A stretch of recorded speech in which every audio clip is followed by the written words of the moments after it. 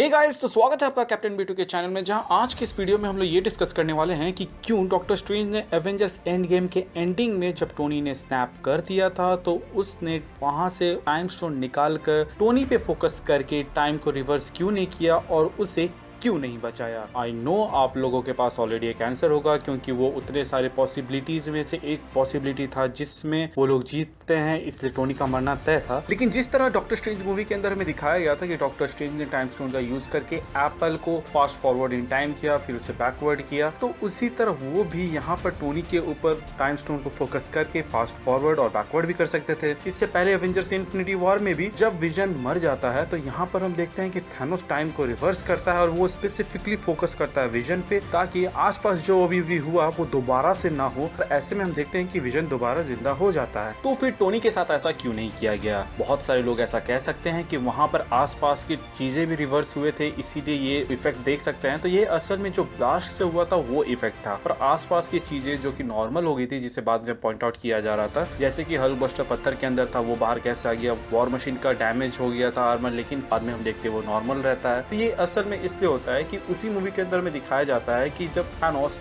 Reality stone को use करता है ड्रैक्स और मैंटिस के ऊपर, तो आप देख सकते हैं वो किस तरह डिसमेंटल हो जाते हैं, लेकिन जैसे ही वो वहां से जाता है वो सारी चीजें नॉर्मल हो जाते हैं। तो उसी तरह वहां पर भी हुआ था, जब तक थैनोस वहां पे था तब तक उसका इफेक्ट परमानेंट जैसा था, और जैसे वहां से वो चला गया वो चीज खत्म हो जाता है। तो यहाँ पर आप ये चीज समझ जाइए कि वो फोकस जिस पे करेगा वैसे होगा, और अगर लार्ज स्केल में करना होता तो उस चीज को भी वो किस तरह परफॉर्म करता है, डॉक्टर स्ट्रेंज मूवी के एंड में हम लोगों ने देखा ही था, जहां पर वो हांगकांग में हुए डिस्ट्रक्शन को रिवर्स करते हैं और फिर वोंग के ऊपर स्पेसिफिकली एक बार फोकस करते हैं ताकि वो रिवर्स ऑर्डर में फंसा ना रह जाए। जिस पे आप लोगों को ये डाउट हो सकता है कि काइसेलियस कैसे इस चीज से बच पा रहा था और वो कैसे अपने आप को कंट्रोल कर पा रहा था, तो इसका जवाब सिंपल सा है कि वो डोरमामू से एनर्जी ले रहा था, जो कि था डार्क डायमेंशन से, और वहां पे टाइम मैटर नहीं करता है, तो यहाँ पर वो अपने आप को टाइम स्टोन के इफेक्ट से बचा ले रहा था। तो अब आते हैं मेन मुद्दे पे कि क्यों डॉक्टर स्ट्रेंज ने टाइम स्टोन को रिवर्स करके टोनी को नहीं बचाया। तो गाइस, ऐसा उन्होंने इसलिए नहीं किया क्योंकि इसके वजह से जो स्नैप टोनी ने किया था वो भी रिवर्स हो जाता, और जितने भी थैनोस और थैनोस के आर्मी गायब हुए थे वो सब भी वापस आ जाते। इसके अलावा मुझे ऐसा लगता है कि डॉक्टर स्ट्रेंज यहाँ पर ये रिचुअल, ये टाइम स्टोन को टोनी के ऊपर परफॉर्म कर ही नहीं सकते थे, क्योंकि टोनी भी टाइम स्टोन का बिल्डर था उस वक्त पे। अब आप इस चीज को इस तरह समझिए कि जब डॉक्टर स्ट्रेंज टोनी के ऊपर फोकस करके रिवर्स कर रहे होते हैं, उनका आर्मर रिवर्स ठीक हो रहा होता,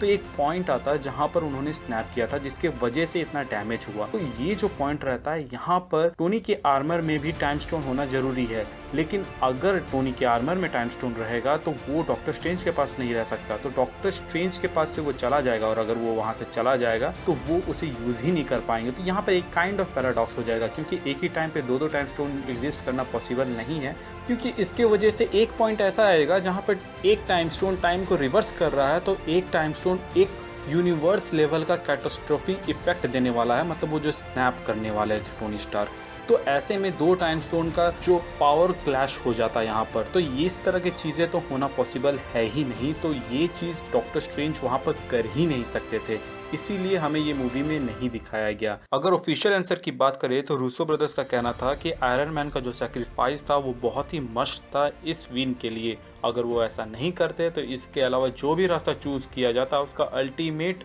रिजल्ट यही होता कि थैनोस जीतता, या फिर उससे भी बुरा कंडीशन हमें देखने को मिल सकता है। बट आप लोगों को तो मालूम है कि फैंस ने ऐसे ऐसे सिनेरियोज, ऐसे ऐसे थ्योरीज दिए थे जिसके बदौलत बिना किसी के मरे भी ये काम अचीव किया जा सकता था। टोनी स्टार्क के डेथ से ऑब्वियसली बहुत सारे उनके फैंस दुखी थे, लेकिन यहाँ पर भी दो गुट बन गया था। एक गुट वो जिन्हें ऐसा लगता था कि उनका जो सैक्रिफाइस है वो इतना ड्रामेटिक है, इतना अच्छा है कि अगर उसे फिर से रिवाइव या वापस लाया जाए तो उसका कोई मतलब नहीं बनता। तो दूसरा फैन ग्रुप ये चाहता है कि वो वापस आए क्योंकि वो हमारा फैन फेवरेट है। आप किस साइड हो, या फिर आपका क्या ओपिनियन है, या फिर आपको इस वीडियो में कुछ नया जानने को मिला हो, या फिर आप इस वीडियो के थ्योरी से एग्री करते हैं या नहीं करते हैं, या फिर आप ऑफिशियल आंसर के साथ ही जाना चाहेंगे, आप मुझे कमेंट सेक्शन के जरिए बता सकते हैं। आई होप आपको इस वीडियो में कुछ नया जानने को मिला हो। अगर ऐसा हो तो चैनल को सब्सक्राइब कर दे, अगर आप पुराने हो तो बेल आइकन को दबा दे, ताकि जब भी मैं वीडियो डालूं आपको नोटिफिकेशन जाए। एंड आगे का तो आप लोगों को मालूम होगा ही कि हमारे चैनल का मोटो क्या है, लोगों की मदद करें, अपना ख्याल रखें एंड कीप मूविंग फॉरवर्ड का रट लगाकर आगे बढ़ते रहे। Thank you for watching this video, stay tuned.